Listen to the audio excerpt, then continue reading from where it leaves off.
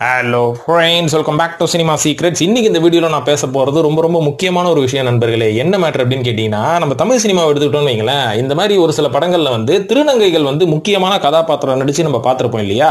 So அந்த கதாபாத்திரம் அந்த படத்தில் ரொம்ப சேலஞ்சிங்காகவும் இருக்கும். அவங்களோட நடிப்பும் ரொம்ப நல்லாவே இருக்கும், ரசிக்கும்படியாகவும் இருக்கும். ஆனால் அந்த படங்கள் நடிச்சதுக்கப்புறம் அவங்களுக்கு பார்த்தீங்கன்னா அடுத்தடுத்த படங்கள் வாய்ப்புகளே கிடைக்காது. நம்மளும் இவங்க நிறைய படங்கள் நடிப்பாங்க அப்படின்னு எதிர்பார்க்கும் போது ஒரே படத்தோட ஓடி போயிடுவாங்க.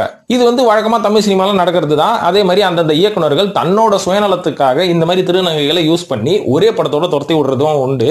இருந்தாலும் இந்த மாதிரி படங்கள்ல ஒரே ஒரு சீனு இல்ல ஒரு 10 சீன் நடிச்சாலும் பாப்புலர் ஆனதுக்கு அப்புறம் வெளில வந்ததுக்கு அப்புறம் அவங்களோட வாழ்வாதாரத்தையே தொலைச்ச கதைலாம் இருக்குதுங்க. ஏன்னா இந்த படத்துல நடிச்சு நம்ம பாப்புலர் ஆயிட்டோம், இனிமேல் நம்மளோட லைஃப் ஏறுமுகமா தான் இருக்க போகுது அப்படின்னு நம்பிக்கையோட அந்த படத்தை முடிச்சுட்டு வெளில வந்த திருநங்கைகள் பல பேர் கஷ்டப்பட்டு, ஒரு சில பேர் இறந்தே போயிருக்கிறாங்க. ஒரு சில பேர் காசுக்கே வழி இல்லாம சாப்பாடுக்கே வழி இல்லாம கஷ்டப்பட்ட நிலைமெல்லாம் உண்டுங்க. அதெல்லாம் என்னன்றது கண்டிப்பா பல பேருக்கு தெரியாது.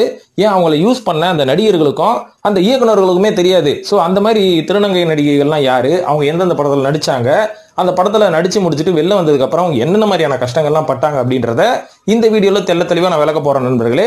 இப்போ வாங்க வீடியோல போய் அந்த திருநங்கை நடிகைகள்லாம் யாரு அப்படின்றத தெளிவா பேசுவோம். இப்போ இந்த லிஸ்ட்ல முதலாவதா சொல்ல போற அந்த நடிகை யாருன்னு பாத்தீங்கன்னா, நடிகை அஞ்சலி அமீர் அவர்கள். இவங்களோட ரியல் நேம் ஜம்ஷீர் அப்படின்ற மாதிரி சொல்றாங்க. பேசிக்கலி இவங்க கேரளாவை சேர்ந்த கோழிக்கோடு மாவட்டத்தில் இருக்கிறவங்க தாங்க. அவங்க சின்ன வயசுல ஒரு ஆண் மகனாக பிறந்து அதுக்கப்புறம் ஒரு காலகட்டத்துக்கு அப்புறம் இவங்களுக்கு சில பருவ மாற்றங்கள் மற்றும் இவங்களோட ஹார்மோன் சேஞ்சஸ்லாம் வரும் இல்லைங்களா? அந்த டைம்ல இவங்க ஒரு பெண் அப்படின்ற மாதிரி உணர்ந்ததுக்கு அப்புறம் இவங்களுக்கு அவங்க இருந்த இடத்துலயே இவங்களுக்கு ஏகப்பட்ட அத்துமீறல்கள் நடந்திருக்கு, அவமானங்கள் நடந்திருக்கு. இதனால இனிமேல் நம்ம இங்க இருந்தா வேலைக்கே ஆகாது, நம்ம வாழ்க்கையில ஏதாவது ஒண்ணு சாதிக்கணும், அதுக்கு இந்த இடத்துல இருந்தா நம்மளுக்கு அது ஒரு பெரிய தடையா இருக்கும் அப்படின்னு சொல்லிட்டு தன்னோட 18வது வயசுலயே அவங்க ஸ்கூலையும் விட்டுட்டு வீட்டையும் விட்டு ஓடி வந்துட்டாங்க. அங்கிருந்து வந்தவங்க கோவையில கொஞ்ச நாள் இருந்து அங்க ஏகப்பட்ட வேலைகளை பார்த்துருக்காங்க. அதுக்கப்புறம் தன்னோட 20வது வயசுல தான் ஜெண்டர் டிரான்ஸ்ஃபர்மேஷன் ஆபரேஷன் அவங்க பண்ணதுக்கு அப்புறம் அவங்க டோட்டலா மாறிட்டாங்க, பெண்ணாக அப்படின்ற மாதிரி சொல்லப்படுது. இந்த மாதிரி மாறினதுக்கு அப்புறம் அவங்களுக்கு ஏகப்பட்ட இந்த மாடலிங் ஆப்பர்ச்சுனிட்டிஸ் எல்லாம் கிடைச்சிருக்கு. நிறைய மாடலிங் ஷோஸ் மற்றும் ரேம் ஷோஸ் எல்லாம் பண்ணிருக்காங்க. இந்த மாதிரி பண்ணிட்டு இருக்கும் போதுதான் அவங்களுக்கு மலையாள படங்கள்ல நடிக்கிறதுக்கான வாய்ப்புகள் முதல்ல கிடைக்க ஆரம்பிச்சிருக்குது. இதுக்கப்புறம் தமிழ் சினிமா வரலாற்றிலேயே முதல் முறையாக ஒரு திருநங்கை லீட் ரோல் பண்ணது அப்படின்னு யாருன்னு பாத்தீங்கன்னா இந்த அஞ்சலி அமீர் அவர்கள் தான். ஏன்னா எந்த படத்துல அப்படின்னு பாத்தீங்கன்னா, ராம் அவர்களோட இயக்கத்துல நம்ம எல்லாருமே பார்த்த படம் தான் பேரன்பு அப்படின்ற படம். மம்முட்டி அவர்கள் நடிச்சிருப்பாரு பாத்தீங்களா, ஒரு நல்ல ஒரு தரமான படம். இந்த படத்துல மம்முட்டி அவர்களுக்கு மனைவியாக நடிச்சிருப்பாங்க பாத்தீங்களா, அவங்க வேற யாரும் இல்லைங்க, திருநங்கை நடிகையான அஞ்சலி அமீர் அவர்கள் தான். சோ இந்திய சினிமா இல்ல தமிழ் சினிமாலேயே முதல் முறையாக ஒரு திருநங்கை லீட் ரோல் பண்ணது இந்த படத்துல தான், அதுவும் மம்முட்டியோட பேரா அப்படின்ற மாதிரி சொல்லப்படுது. இதுக்கப்புறம் அவங்களுக்கு மலையாள படமான அம்மு மற்றும் ஸ்வர்ண புஷ்பம் இந்த மாதிரி படங்கள் எல்லாம் தொடர்ந்து நடிச்சிட்டு இருந்தவங்க இப்போ மறுபடியும் பட வாய்ப்புகள் இல்லாம மாடலிங் ஃபீல்ட்லயே இறங்கிட்டாங்க அப்படின்ற மாதிரி சொல்லப்படுது. சோ என்னதான் ஒரு திறமையான நடிப்பு திறமை உங்களுக்கு இருந்தாலுமே கூட ஒரு திருநங்கை நடிகை அப்படின்னும் போது இவங்களை வேற ஒரு எக்ஸ்டெண்டுக்கு கொண்டு போறதுக்கான வாய்ப்புகளும் முயற்சிகளும் இங்க இருக்கிற இயக்குனர்கள் செய்யறது இல்ல. இந்த மாதிரி ஒரு படத்துல நல்ல ஃபேம் கிடைச்சிட்டா கூட அதுக்கப்புறம் தொடர்ந்து இந்த மாதிரி வாய்ப்பு கிடைக்காதனால இவங்களோட வாழ்வாதாரம் பெரிய அளவுல பாதிக்கப்படுது அப்படின்ற மாதிரி சொல்றாங்க. இதை இவங்களை வச்சு படம் எடுக்கிற பிலிம் மேக்கர்ஸ் புரிஞ்சுக்கணும் நண்பர்களே. இப்ப இரண்டாவதா சொல்ல போற அடுத்த திருநங்கை நடிகை யார் அப்படின்னு பாத்தீங்கன்னா, நடிகை ஜீவா சுப்பிரமணியம் அவர்கள். இவங்க நீங்க நிறைய படத்துல பார்த்திருப்பீங்க. நான் பார்த்த படம் எதுன்னு பாத்தீங்கன்னா, எனக்கு ஞாபகம் இருக்கிற படம், அதாவது நம்ம தர்பார் படத்துல ரஜினி அவர்கள் ஒரு ரயில்வே ஸ்டேஷன்ல ஒரு ஃபைட் போடுவார்ல, அன்பிலீவபிள் ஃபைட். இந்த அன்பிலீவபிள் ஃபைட்ல ஒரு 5 திருநங்கைகள் டான்ஸ் ஆடுவாங்க. அதுல ஒருத்தரா டான்ஸ் ஆடுவாங்க. ஆனா இவங்களுக்கு ஒரு டேர்னிங் பாயிண்டா அமைஞ்ச படம் எதுன்னு பாத்தீங்கன்னா தர்மதுரை அப்படின்ற ஒரு படம் தான். ஏன்னா அதுதான் இவங்க முதல்ல நடிகையா நடித்த படம். இதுக்கு முன்னாடி இவங்களோட வாழ்க்கை வரலாறு இவங்க சொல்லியிருந்தாங்க. இதை கேட்கும் போது எனக்கேப்பா இவ்வளவு கஷ்டப்பட்டா இந்த நிலைமைக்கு வரணும் அப்படின்ற மாதிரி எனக்கு யோசிக்க தோணுச்சு.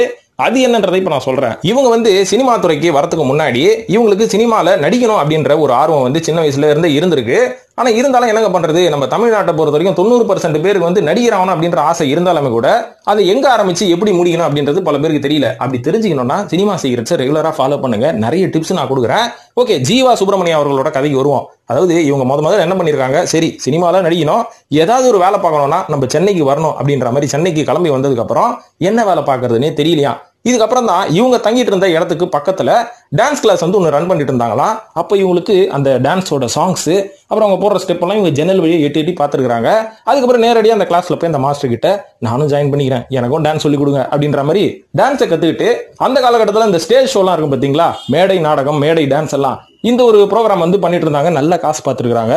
ஒரு காலகட்டத்துக்கு அப்புறம் இந்த டான்ஸ் ஷோ அதுக்கப்புறம் கச்சேரி, இதெல்லாம் முடிஞ்சு போச்சுங்க. இன்னைக்கு கச்சேரியே கிடையாது. கல்யாணத்துல கச்சேரி வைங்கடானா டிஜே வைக்கிறானுங்க. இந்த மாதிரி டெக்னாலஜி வந்து நம்மள கொலையா கொண்டுட்டு இருக்கு. அந்த கொலையா கொள்ற டெக்னாலஜி ஜீவா சுப்பிரமணியம் அவர்களையும் கொன்னுருச்சு, அவங்களோட கெரியரே கொன்னுடுச்சு அப்படின்னு சொல்லலாம். அதுக்கப்புறம் வேலை வெட்டி இல்லாம சரி ஸ்டேஜ் பெர்ஃபார்மன்ஸ் பண்ணிட்டு இருந்தோம், இந்த மாதிரி நிலைமை வந்ததுனால நம்மளுக்கு வந்து வேலை இல்லை அப்படின்னு உட்கார்ந்துட்டு இருந்தவங்களுக்கு அப்போ ஒரு நல்ல ஒரு நண்பரோட ஒரு அறிமுகம் கிடைச்சிருக்குது. அவங்க வந்து தமிழ் சினிமால ஒரு ஃபேமஸான மேக்கப் ஆர்டிஸ்ட் தான். இவங்களுக்கு ஒரு அசிஸ்டன்ட் தேவைப்படுது. அப்ப இவங்களுக்கு அசிஸ்டன்டா போய் ஜாயின் பண்ணிட்டு இருக்காங்க ஜீவா சுப்பிரமணியம் அவர்கள். அதுக்கப்புறம் இவங்க கூட சேர்ந்து ஏகப்பட்ட படங்களுங்க. ஏன் மெட்டி ஒலி உமாக்கே இவங்க தான் வந்து டச்சப்பா இவங்க வந்து வேலை பார்த்துருக்காங்க. பாருங்க, டச்சப்பா வேலை பார்த்துருக்காங்க, 150 ரூபாய் சம்பளத்துக்கு வேலை பார்த்துருக்காங்க.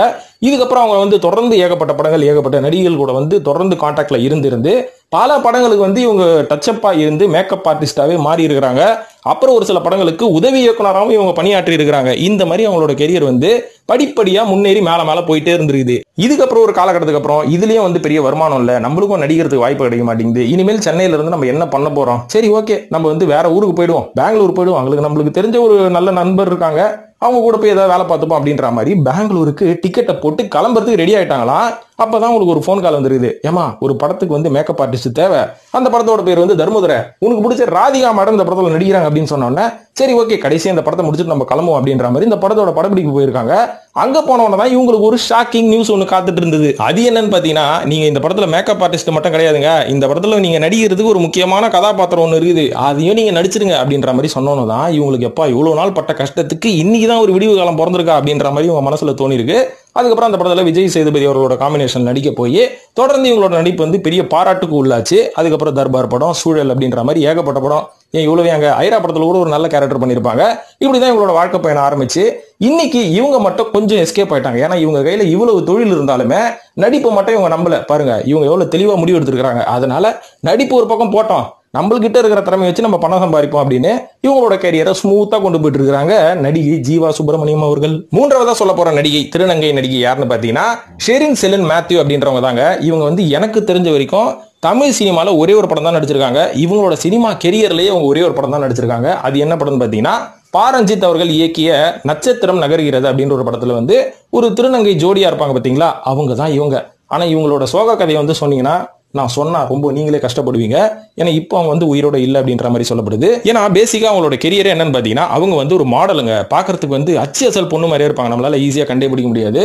ஸோ அவங்க வந்து மாடலிங் பண்ணிட்டு இருக்கும்போது நல்லா பணம் சம்பாதிச்சிட்டு இருந்தாங்க. அதுக்கப்புறம் பாரஞ்சித் அவர்களோட படத்துல இப்படி ஒரு வாய்ப்பு இருக்கு அப்படின்னோன்னா அவங்க போய் நடிச்சாங்க. அவங்களோட பெர்ஃபார்மன்ஸும் ரொம்ப நல்லா இருக்கும். அந்த படம் பார்த்த எல்லாருக்குமே தெரியும், ரொம்ப நல்லா நடிச்சிருப்பாங்க. ஆனா இதுக்கு அப்புறம் தான் வந்து என்ன ஆச்சுன்னு பாத்தீங்கன்னா, சமீபத்துல எடப்பள்ளி அப்படின்ற ஒரு இடத்துல தான் இவங்க ஸ்டே பண்ணிருக்காங்க கேரளால. அவங்களோட அபார்ட்மெண்ட்ல சீலிங் ஃபேன்ல தூக்கு மாட்டி அவங்க தொங்கிட்டாங்களாம். இதை பார்த்து கேள்விப்பட்ட அக்கம் பக்கத்தினர் போலீஸ்ல போய் கம்ப்ளைண்ட் கொடுத்ததுக்கு அப்புறம் போலீஸ் வந்து விசாரிச்சதுக்கு அப்புறம் தான் தெரியுது இவங்க வந்து சூசைட் பண்ணிட்டாங்க. அந்த சூசைட் பண்றதுக்கு முன்னாடி அவங்களோட போன் எடுத்து பார்த்தா அந்த போன்ல வந்து அவங்க வீடியோ கால் பண்ணிருக்காங்க யாருக்கோ. ஏன்னா அவங்களோட கேமரா ஆன் ஆயிருக்கு. யார்கிட்ட வீடியோ கால் பண்ணாங்க, என்ன ஒரு ரிலேஷன்ஷிப்ல இருந்தாங்க, எதனால இவங்க வந்து டிப்ரெஷன்ல ஆனாங்க, எதுக்கு தூக்கு பாண்டி தொங்கினாங்க அப்படின்ற மாதிரி விசாரணை போயிட்டு இருந்தது. ஆனா இன்னி வரைக்கும் அது கண்டுபிடிச்சாங்களா இல்லையா நம்மளுக்கு தெரியல.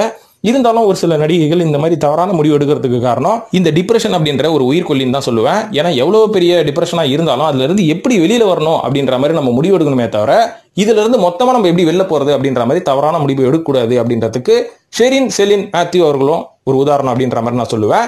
இப்ப நான்காவதா சொல்ல போற இன்னொரு நடிகை யாருன்னு அப்படின்னு பாத்தீங்கன்னா, நமிதா மாரிமுத்து அவர்கள். இவங்களை வந்து பிக் பாஸ்க்கு வந்ததுக்கு அப்புறம் தான் பல பேருக்கு தெரியும், ஓகே இவங்களை வந்து எங்கேயோ போட்டோ ஷூட்ல நம்ம பார்த்துருப்போம், அதனால இந்த பொண்ணை வந்து உள்ள கூட்டு வந்துட்டாங்க அப்படின்ற மாதிரி நம்ம நினைச்சிருப்போம். அதுதான் தவறான விஷயம். ஏன்னு பாத்தீங்கன்னா, நமிதா மாரிமுத்து அவர்களுக்கு பிக் பாஸ் அப்படின்ற ஒரு பிளாட்ஃபார்ம் மூலமா தான் ஒரு ஃபேம் கிடைக்கணும் அப்படின்ற அவசியமே கிடையாதுங்க. ஏன்னு பாத்தீங்கன்னா, இந்த பிக் பாஸ் உள்ள வரதுக்கு முன்னாடியே அவங்களோட தொழில ரொம்ப ரொம்ப ஃபேமஸான ஒரு நபரு. ஏன்னா அவங்களோட சார்பில் வந்து அவங்க ஏகப்பட்ட சேரிட்டி ஒர்க் பண்றாங்க, சோசியல் சர்வீஸ் பண்றாங்க. இதையும் தாண்டி அவங்க யார் தெரியுங்களா, முதல்ல இந்தியாவை ரெப்ரசன்ட் பண்ண ஒரு இந்தியன் மிஸ் இன்டர்நேஷனல் குயின் 2022 அப்படின்ற ஒரு பட்டத்தை வென்ற முதல் இந்தியர் அப்படின்ற மாதிரி சொல்றாங்க.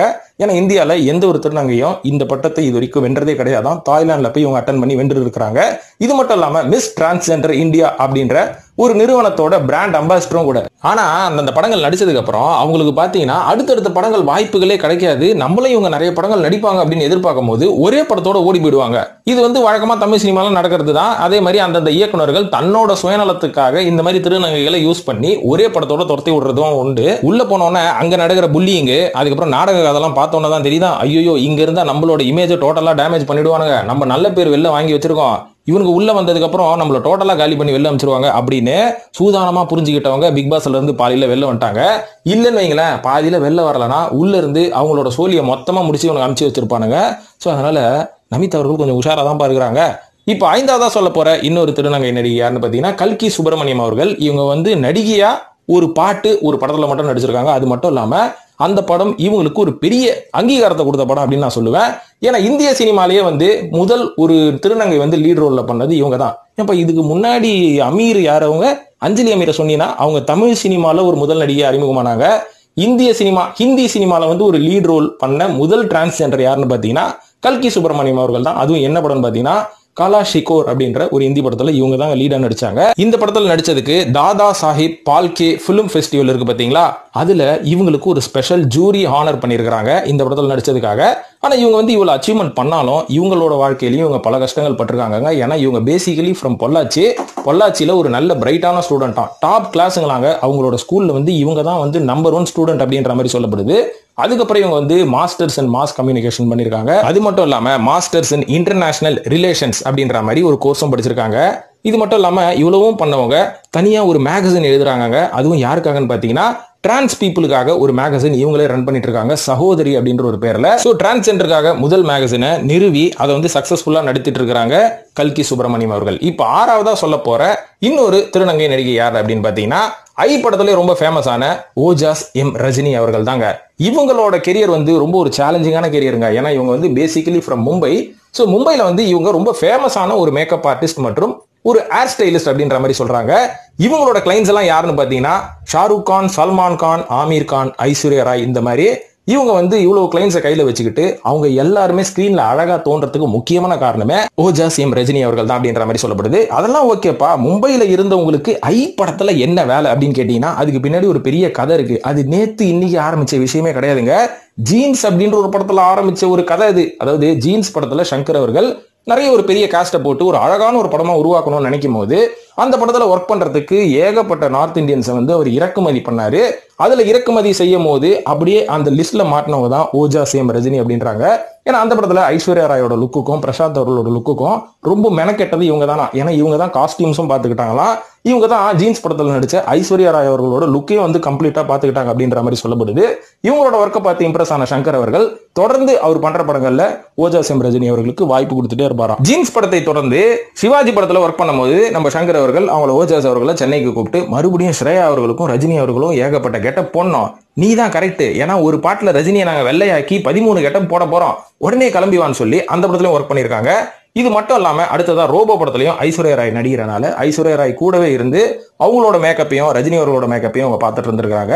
இது மட்டும் இல்லைங்க, இவங்க வந்து அந்த கிளி மாஞ்சாரோ அப்படின்னு ஒரு பாட்டு வரும் பாத்தீங்களா, முஞ்சு புஞ்சு மலையா, அது என்னங்க மலை, அந்த மலையில வந்து ஷூட் பண்ணும் போது நடிகர்கள்லாம் போய் மெனக்கட்டுறது வேற, டெக்னீஷியன்கள்லாம் மெனக்கட்டுறது வேற, கூட இருக்கிற இந்த மேக்கப் ஆர்டிஸ்டையும் கூட்டு போயிட்டாங்களாம். ஏன்னா இவங்க அவ்வளவு ஈஸியா அந்த இடத்துக்கு போயிட முடியாது. ஏன்னா இங்க இருந்து துபாய் போயிட்டு துபாயில இருந்து 18 மணி நேரம் ஃபிளைட்டை பிடிச்சி பெரு அப்படின்ற ஒரு இடத்துக்கு போயிட்டு அங்கிருந்து ஒரு டாய் ட்ரெயினை பிடிச்சி பேஸ் கேம்புக்கு போயிட்டு அதுக்கப்புறம் இந்த மலையில இருந்து மலை அடிவாரத்துல இருந்து மலை மேல போய் அந்த ஷூட்டிங் லொகேஷன் போறதுக்கு 1 hour ஆகும். இந்த மாதிரி போய் மேல போய் ரீச் பண்ணாதான் அந்த படத்தோட அந்த பாட்டை வந்து சாங் சீக்வன்ஸை கேப்சர் பண்ண முடியும்னு சொல்லி கூட இவங்களையும் தூக்கின்னு போயிட்டு இருக்காங்க. இவங்க என்ன சொல்றாங்க, இவங்க அதாவது ரஜினி ஐஸ்வர்யா ராய் டான்சர்ஸ் எல்லாம் பண்றது ஓகேங்க, நான் எதுக்குங்க கூட அப்படின்ற மாதிரி நான் யோசிக்கவே இல்லை.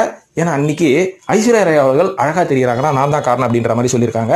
ஸோ இந்த மாதிரி சங்கர் அவர்கள் கூட பயணம் செஞ்சதுக்கு அப்புறம் ஐ படம் அப்படின்ற ஒரு மாதிரி ஒரு படம் ஆரம்பிக்க போறேன், இந்த படத்துல வந்து சமந்தா அவர்கள் தான் நடிக்க போறாங்க அப்படின்ற மாதிரி சங்கர் சொல்லியிருக்காரு.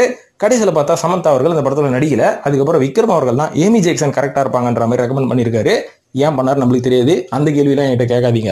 இந்த படத்துல மேக்கப் ஆர்டிஸ்டா ஒர்க் பண்றதுக்காக பாம்பேல இருந்து கிளம்பி ஓஜாஸ் எம் ரஜினி சென்னைக்கு வந்திருக்காங்க. அப்ப சங்கர் அவர்கள் ஒரு குண்டு தூக்கி போட்டிருக்காரு. என்னன்னா, இந்த படத்துல நீங்க மேக்கப் ஆர்டிஸ்ட் மட்டும் கிடையாது, நீங்க வந்து ஒரு நடிகையா இந்த படத்துல வந்து இன்ட்ரோடியூஸ் ஆக போறீங்க, இந்த படத்துல ஒரு முக்கியமான ரோல் உங்களுக்கு இருக்குன்னு சொன்னோன்னா ஃபர்ஸ்ட் ஒத்துக்கவே இல்லையா. ஐயோ இந்த லாங்குவேஜ் எனக்கு தெரியாது, இத்தனை வருஷம் நான் கூட ஒர்க் பண்ணாலும் தமிழ் நான் கத்துக்கவே இல்லை பாத்தீங்களா, ஆனா நாங்க மட்டும் தான் உங்களை ஹிந்தி கத்துக்கோன்னு சொல்லுவோம் அப்படின்ற மாதிரி சொல்லியிருக்காங்க.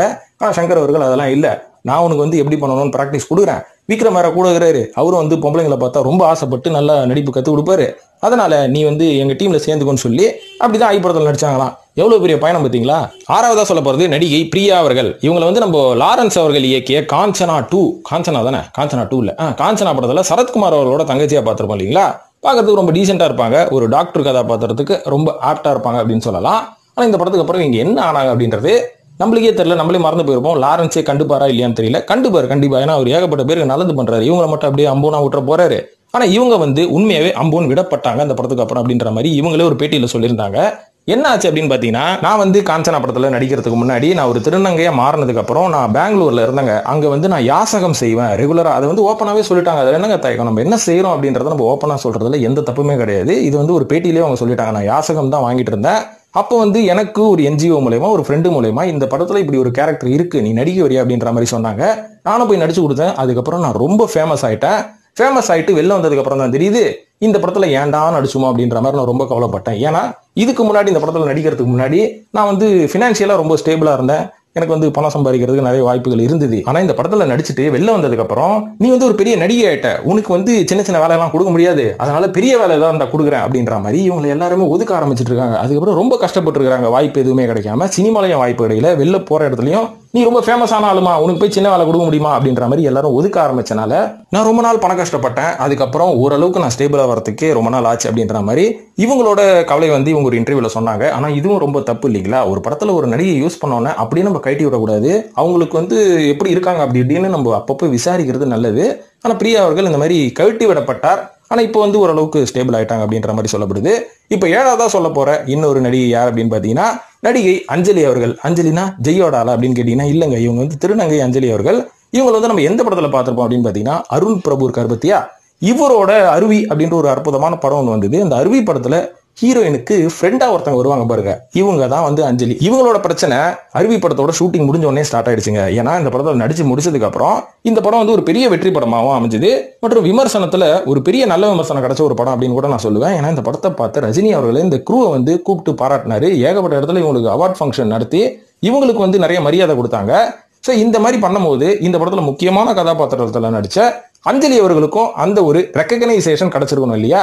எல்லா இடத்துலயும் உங்களை கைட்டி விட்டு போயிட்டாங்க அப்படின்ற மாதிரி இவங்க ஒரு குற்றச்சாட்டு அந்த காலகட்டத்தில் வச்சாங்க. ஏங்க நானும் தாங்க நடிச்சேன், முக்கியமான கதாபாத்திரங்க, பெரிய பேமெண்ட்டும் கிடையாது அந்த படத்துல, சின்ன பட்ஜெட் படம் தான் ஆரம்பிச்சாங்க, ஆனா நான் கஷ்டப்பட்டு நடிச்சோம், எனக்கு ஒரு அங்கீகாரத்தையும் அவங்க கொடுக்கல. ஏன்னா சூப்பர் ஸ்டார் ரஜினிகாந்த் அவர்களை பாக்குறதுக்கு டைரக்டரும் ஹீரோயின் மட்டும் போயிட்டாங்க, என்ன கூப்பிடவே இல்லை. அது மட்டும் இல்லாம பல மேடை நிகழ்ச்சிகள்ல என்ன கூப்பிடாம இவங்க மட்டும் சைலண்டா போயிட்டு வருவாங்க, என்ன வந்து ஒதுக்கப்பட்டார்கள் அப்படின்ற மாதிரி இவங்க குற்றச்சாட்டு வச்சாங்க. ஆனா இந்த ஒரு குற்றச்சாட்டை அந்த படத்தோட இயக்குனரான அருண் பிரபு கிட்ட கேட்கும்போது அவர் என்ன சொன்னாருன்னு பாத்தீங்கன்னா, பாருங்க நாங்க வந்து பர்பஸ்ஃபுல்லா எதையுமே பண்ணலங்க, ரஜினி அவர்களை பாக்குறதுக்கு முன்னாடி ரஜினி அவர்களோட ஆபீஸ்ல இருந்து எங்களுக்கு கால் வந்தது, அப்போ டேரக்டர் மட்டும் தான் பார்க்கணும்னு சொல்லும் போது அந்த படத்தோட நடிகை அதித்தி இருக்காங்கல்ல, அவங்க வந்து ரஜினி கூட ஒரே ஒரு போட்டோ எடுக்கணும் அப்படின்னு ரிக்வஸ்ட் பண்ணி என் கூட வந்தாங்க. அதனால எல்லாரையும் நாங்கள் கூட்டு போல. ஒரு சில மேடை நிகழ்ச்சிகள்ல எங்களுக்கு இருந்த அந்த காலகட்டத்தில் டென்ஷன்ல எங்களால் வந்து எல்லாருமே கூட முடியல, நீங்களா தான் வந்து பார்ட்டிசிபேட் பண்ணிக்கணும் அப்படின்ற மாதிரியும் வந்து அவர் எதிர்பார்த்தேன் அப்படின்ற மாதிரி சொல்றாரு. அதுக்கப்புறம் இந்த படத்துல நடிச்சனால அஞ்சலி அவர்களுக்கு பேமெண்ட் ரொம்ப கம்மியா வழங்கப்பட்டது அப்படின்ற மாதிரி சொல்றாங்க இல்லைங்களா? அதுவும் வந்து முற்றிலும் போயிங்க. ஏன்னா அந்த படத்துல இவங்க ரொம்ப முக்கியமான கதாபாத்திரம் பண்ணனால ஒரு நல்ல பேமெண்ட் தான் கொடுத்தோம், ஸோ அதனால அப்படி சொல்லக்கூடாது அப்படின்ற மாதிரி டைரக்டர் தரப்புல இருந்து அருண் அவர்கள் சொன்னாரு. ஆனா இதுல எது உண்மையோ எது பொய்யோ அப்படின்றது நம்மளுக்கு தெரியாது. அஞ்சலி அவர்களும் இந்த படம் முடிஞ்ச உடனே ரொம்ப கஷ்டப்பட்டாங்க. அதுக்கப்புறம் அதுல இருந்து கொஞ்சம் மீண்டு வெளில வந்துட்டாங்க அப்படின்ற மாதிரி சொல்லப்படுது.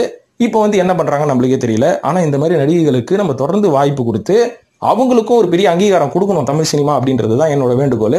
அதனாலதான் இப்படி ஒரு வீடியோவை நான் கிரியேட் பண்ணி உங்களுக்கு முன்னாடி கொடுத்துருக்கிறேன். ஸோ இது பற்றி உங்களோட கருத்துக்களை கமெண்ட்ல போட்டு நம்ம சினிமா சீக்ரெட்ஸையும் வழக்கம் போல சப்ஸ்கிரைப் பண்ணிட்டு ஃபாலோ பண்ணுங்க நண்பர்களே. இந்த மாதிரி நிறைய சினிமா தகவல்களை வந்து நம்ம புதுசா பேசுவோம், அது உங்களோட சப்போர்ட்டும் வேணும் அப்படின்னு சொல்லிட்டு இந்த வீடியோ முடிச்சுக்கிறேன் நண்பர்களே. நன்றி, வணக்கம்.